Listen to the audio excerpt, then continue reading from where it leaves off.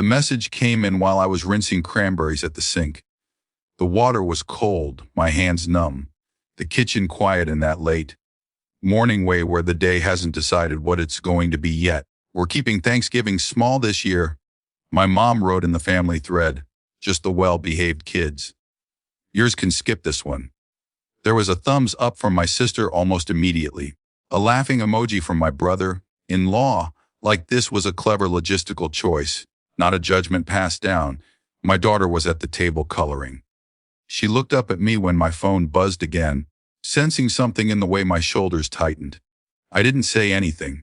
I dried my hands on a towel and read the message once more, slower this time, as if the words might rearrange themselves into something kinder. They didn't. "What is it?" she asked. I hesitated. I have learned over time that hesitation is sometimes worse than honesty. It creates space for imagination, and imagination is rarely generous to children. "They're having Thanksgiving at Grandma's," I said. "Just adults and cousins this year." She stared at the paper in front of her, then pressed the crayon too hard, snapping the tip. Her face crumpled in a way that was almost apologetic, like she was embarrassed to be crying about it. "Did I do something bad?" she asked. That was the moment something in me went very still. "No," I said. I pulled out a chair and sat with her. "You didn't." She nodded, but she didn't look convinced. Tears slid down her cheeks anyway, silent and hot. I wiped them away with my thumb and felt that familiar mix of anger and restraint, the kind that doesn't shout, just sharpens. I picked up my phone and typed, "Understood." Then, after a beat, "I'll cancel my card for the event." No explanation. No argument. Just that. I set the phone face down on the counter. Thanksgiving at my mom's had grown into a production over the years. She liked hosting but hated the logistics, so they had quietly migrated to outsourcing. A caterer, rentals, a bakery order big enough to feed a small wedding. I had put my card down months earlier because my mom's credit limit was tight and it was temporary. She reimbursed me later, always with a joke about how I was so good with details. I logged into my banking app and canceled the authorization tied to the catering invoice. It took less than a minute. The screen confirmed the change in a neutral font, no judgment implied. Then I went back to the kitchen and asked my daughter what she wanted for lunch. By mid-afternoon, the group chat had turned festive. Photos started coming in, my sister at the table with a wine glass raised, my mom smiling too wide, the turkey golden and carved. Someone captioned a photo so thankful. Another wrote, "Miss you," with a heart, which felt less like affection and more like a performance. I didn't respond. I put my phone on silent and took my daughter to the park. We ate sandwiches on a cold bench and watched ducks argue over breadcrumbs. She laughed when one of them slipped on the edge of the pond, the sound bright and unguarded. I tried to memorize it. An hour later, my phone vibrated anyway. Unknown number. "Hello," I said. "This is Marlene from Hearthstone Catering." A woman said, voice careful. "I'm calling regarding today's delivery." "Yes," I said. "We attempted to process the remaining balance on file and were unable to complete the transaction." She continued. "Per policy, we had to halt service until payment was confirmed." I closed my eyes, not in satisfaction. "In acknowledgement, they're already eating?"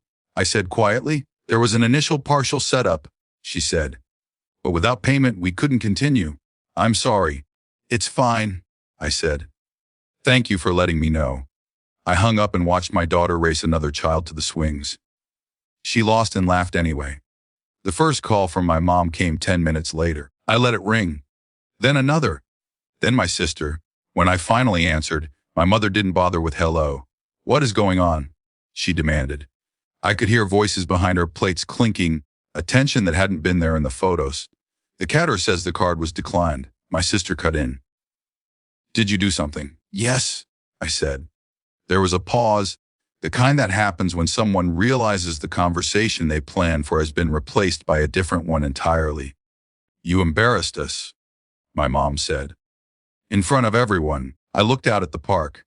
Leaves skittered across the pavement. My daughter was breathing hard now, hands on her knees, flushed with exertion. "You excluded my child," I said. My voice sounded steady, almost distant to my own ears. I responded accordingly.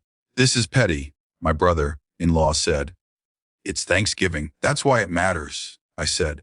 They talked over each other then, about how hard hosting was, about how my daughter could be difficult sometimes, about how I should have called first. The words slid past me. I wasn't angry anymore. I was done negotiating reality. I'm not reinstating the card, I said when there was finally space. If you want to continue the event as planned, you'll need to arrange payment another way.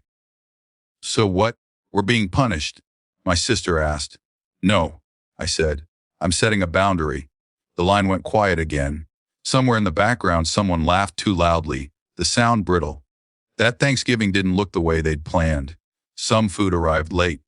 Some didn't arrive at all. People left early. There were apologies from a few relatives later, awkward and half-formed. There were also accusations, messages I didn't answer, invitations that stopped coming. At home, I roasted chicken and mashed potatoes. My daughter helped stir gravy, her tongue sticking out in concentration. We ate at the small table by the window, the one that never felt important enough for holidays before. After dinner, she asked, "Are they mad at us?" I thought about it, about the cost of choosing calm over compliance. Some of them might be, I said, but that's okay. She nodded, accepting this with the uncomplicated trust of someone who believes adults mean what they say.